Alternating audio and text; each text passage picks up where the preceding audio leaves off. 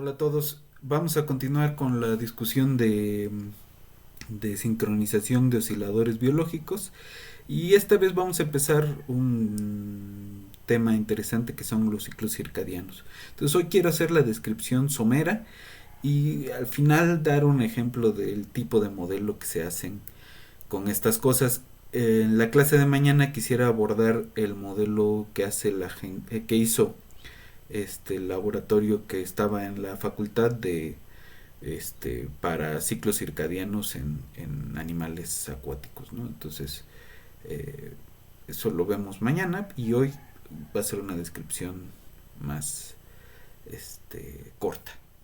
Entonces empezamos. Empezamos la discusión de ciclos circadianos.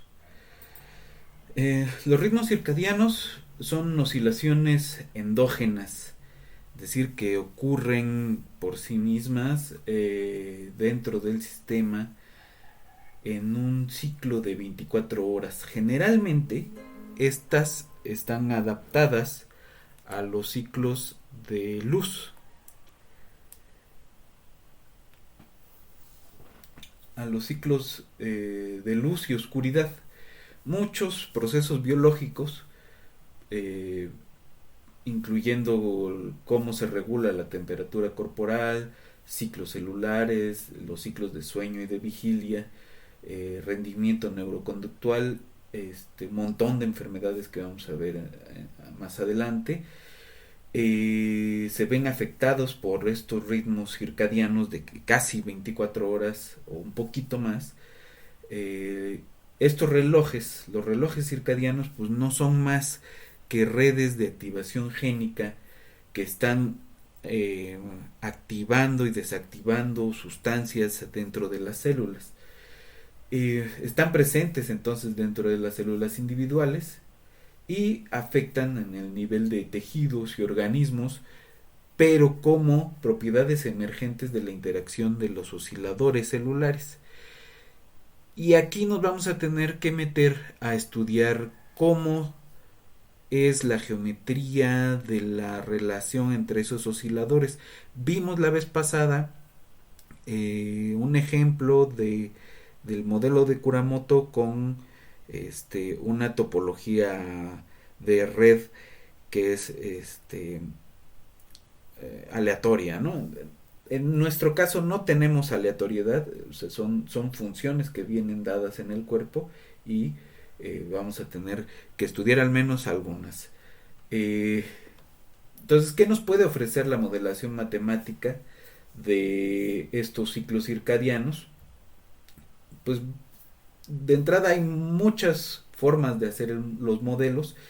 Podemos tener modelos que son a nivel celular, como el que voy a ver al final, modelos que son a nivel de bichos, modelos que son a nivel de poner las estructuras celulares acopladas con una estructura más, pues más grande, ¿no? Los modelos que presentan ritmos circadianos en diferentes escalas fisiológicas y diferentes especies, pues van a arrojar distintas cosas y van a tener distintas dinámicas, pero tenemos la posibilidad de lograr una manipulación in silico que pues es menos costoso que estar haciendo experimentos, aunque siempre hay que regresar al experimento, resolver algunos resultados empíricos, generar hipótesis nuevas, diseñar nuevos experimentos y diseñar intervenciones para alterar los ritmos circadianos. Esta parte es importante porque nos dice un poco la importancia de no quedarnos nada más con el modelo, pero tampoco de quedarnos únicamente con los resultados experimentales y dar alguna explicación. Hay un montón de bichos que exhiben ciclos circadianos. De entrada, las cianobacterias exhiben ciclos distintos de su funcionamiento celular y fisiológico, que tienen que ver con los ciclos de oscuridad y luz. Algunas especies de hongos también con fotorreceptores son, tienen ciclos metabólicos circadianos. La mosquita de la fruta, la este Drosophila melanogaster es uno de los sistemas biológicos más estudiados y exhibe un montón de comportamientos circadianos también. Y pues los mamíferos efectivamente somos animales que estamos muy afectados por los ciclos de oscuridad y luz. Nuestro sistema se organiza de esa forma, ¿no? Aquí hay una serie de ejemplos de algunos ciclos circadianos. Entre otros, pues tenemos el sueño profundo, que es, si uno se duerme temprano, pues es como a las 2 de la mañana. eh, la presión más baja del cuerpo, eh,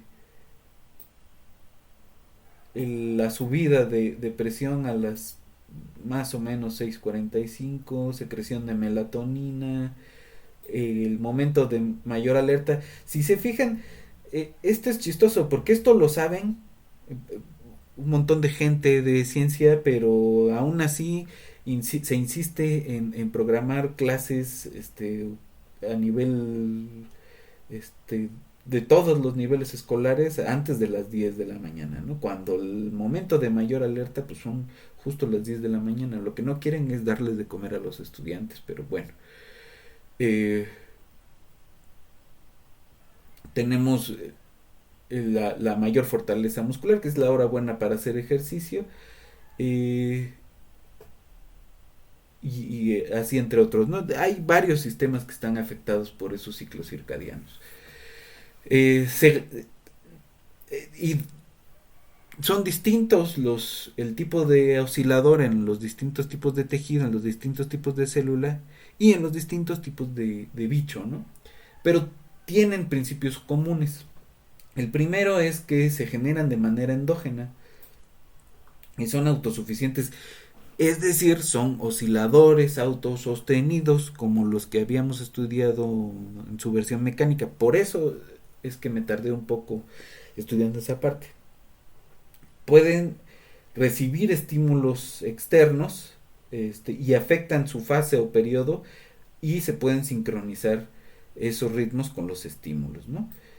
Por eso nos interesa en esta parte los ciclos circadianos y pueden estar compensados por la temperatura. Variaciones moderadas de la temperatura en el ambiente externo no afectan significativamente los periodos del oscilador. Eh, ¿De qué está compuesto un sistema circadiano? Pues son osciladores a nivel célula, tejido o sistema. En los mamíferos, la hipótesis más aceptada es que todas las células tienen un oscilador circadiano genético. Eh, el marcapasos maestro, es decir, hay un conjunto de células que es la que va determinando las fases y las oscilaciones de esta cosa, son un conjunto de células, de neuronas en el hipotálamo que se llaman el núcleo supraquiasmático, en inglés SCN. El SCN pues puede ser eh, excitado por la luz. La exposición a la luz es el estímulo más efectivo para el desplazamiento de fase en los osciladores del núcleo supraquiasmático y pues el cambio en los ritmos del reloj central, que suponemos que es el reloj central. Esto a su vez regula los osciladores bajo más hacia los tejidos periféricos, ¿no? Aquí está el núcleo supraquiasmático, ¿no? Es un puntito entre esta parte y esta parte del cerebro. Entre estas dos partes del cerebro. Es una cosa que tiene células fotorreceptoras, y que se hipotetiza que es la que lleva la batuta en cuanto al tiempo, de un montón de funciones del cuerpo. ¿Cuáles son esas funciones? pues tenemos el estado de sueño y vigilia, que a su vez está relacionada con la función cardiovascular, con el metabolismo, con la reproducción, con el sistema inmune, el rendimiento neuroconductual, es decir, si se aprende, si se olvida, si, ¿no? Si uno es capaz de aprender cosas nuevas, y con el estado de alerta y el estado de ánimo. Ustedes se habrán dado cuenta que hay gente que extraña el sol, ¿no? Y justo ahorita en estos momentos donde vemos mucha gente encerrada, pues se empiezan a dar cuestiones de deformaciones en el ciclo de sueño, de deformaciones en el estado de ánimo, o incluso en el rendimiento neuroconductual. Eh, entonces es normal dejar de aprender cuando no se expone uno al sol o a la luz, ¿no? Eh, los relojes periféricos en otros tejidos no son directamente sensibles a la luz, es decir, no tienen células fotorreceptoras, dependen de ese reloj central del núcleo supraquiasmático para transmitir la información, y es en ese sentido que es el marcapasos central, ¿no? ¿Cómo es el mecanismo molecular? Pues se basa en una red de bucles de retroalimentación, de feedback transcripcional y transduccional. Decir, cuándo ocurre la transcripción de alguna parte del ADN y la transducción. Los genes, hay genes entonces que están involucrados en el reloj circadiano. Y se piensa que entre 5 y 20% de los genes involucrados en todas las funciones fisiológicas tienen algún tipo de oscilación circadiana. Eh, y un ejemplo que vamos a ver en varios artículos son los genes clock y los genes BMAL, pero también los genes CRI. Este es el ejemplo de un ciclo circadiano en una red de activación eh, de un bicho pequeñito, ¿no? Eh,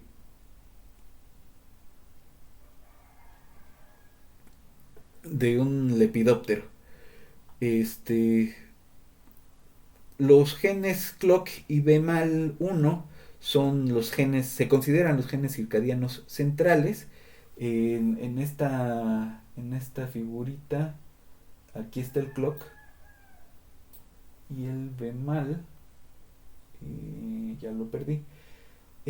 Estos genes PER también tienen que ver con cómo va cambiando los ciclos cuando los organismos crecen. CRI2 y BMAL1 alteran los patrones de sueño. Los genes de los ritmos circadianos controlan otros genes que están relacionados con el ciclo celular. Y como se relacionan con el ciclo celular, con el buen funcionamiento del ciclo celular, entonces pueden generar ciertas enfermedades. La desalineación de los relojes circadianos en los tejidos periféricos respecto al núcleo supraquiasmático, por algún cambio en el tiempo ambiental, está asociado con el crecimiento celular anormal y la formación de tumores, es decir, con cáncer o con precáncer. La desregulación de ritmos circadianos además puede provocar depresión, trastorno de estrés postraumático, enfermedades neurodegenerativas o metabólicas como la diabetes. Entonces es bien importante todo este tema de la cantidad de sueño, de comer a tiempo, etcétera, ¿no? Entonces, porque todo eso, esos factores ambientales van a estar afectando el funcionamiento de los relojes en el núcleo supraquiasmático. Entonces, este es un ejemplo de un modelito. Les voy a mandar el artículo en un rato. Este modelito se va más bien a esa dinámica intracelular, ¿no? y tiene una ecuación que es para cuando se activan cosas y cuando se desactivan cosas. Este es el esquema del modelo. Esto está tratando de modelar una neurona del núcleo supraquiasmático. ¿Qué es lo que hace? Pues el DNA transcribe el RNA de la el mRNA, perdón, traduce en una proteína, la proteína se procesa, fosforila, hace dímeros, hace transporte y genera otra proteína que es la expresión del ciclo circadiano y regresa al núcleo de la célula. Eh, entonces ellos dicen, bueno, hay un proceso que es no lineal en ese ir y venir entre el RNA este, del núcleo de la célula y bueno, hay cosas que se pierden en la degradación, ¿no? Entonces, esas R's y Q's son tasas de con la que se pasa de la traducción a la transcripción, etcétera, a la expresión en una cosa y en otra, ¿no? Eh, Aquí las M son el mRNA y la P es la proteína, ¿no? Eh, en general, esos ciclos circadianos, esos osciladores, pues se van a ver como estas cosas que ya habíamos visto que se están eh, acoplando de alguna forma, ¿no?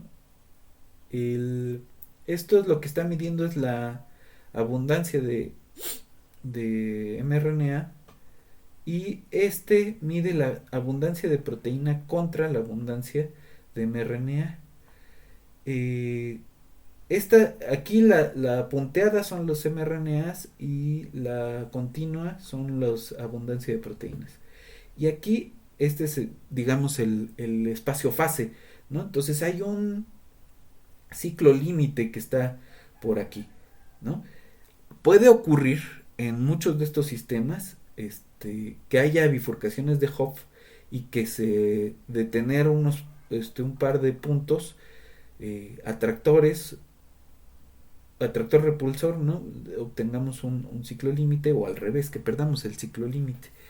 Eh, y estas son las fases. Aquí están midiendo las fases tanto de las Qs como de las Rs. Eh, los cuadritos vacíos son cuando este, se activan las sustancias en la red, los genes, y los puntos negros son la inactivación, ¿no? Entonces hay un jueguito ahí de contrafases, ¿no? Que, que, que es el responsable de que haya algún tipo de sincronización en el sistema, ¿no? Entonces vamos a ver con cuidado este modelito la siguiente clase y vamos a empezar a estudiar el modelo que les decía que hacía la gente de la doctora Beatriz Pardo en la facultad, ¿no? Entonces, continuamos en la siguiente clase y nos vemos.